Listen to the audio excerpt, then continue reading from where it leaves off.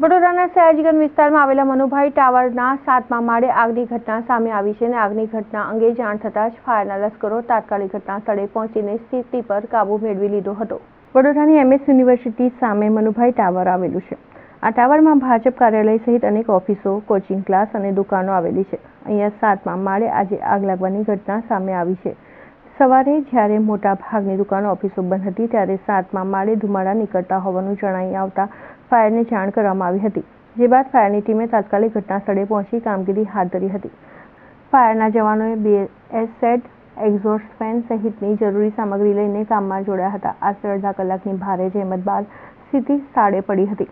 આ ઘટનામાં 4 જેટલી ઓફિસોમાં નુકસાન પહોંચ્યાનો અંદાજ છે। ફાયર ઓફિસર હર્ષવર્ધન પુવાર જણાવે છે કે મનુભાઈ ટાવરના 7મા માળે આગની જાણ થતાં જવાનો સ્થળ પર આવ્યા છે અને આવ્યા ત્યારે રૂમ બંધ હતા તેનો તોડીને કામગીરી હાથ ધરવામાં આવી હતી। એક્ઝોસ્ટ ફેન, BS સેટનો ઉપયોગ કરી સ્થિતિ પર કાબૂ મેળવવામાં આવ્યો છે।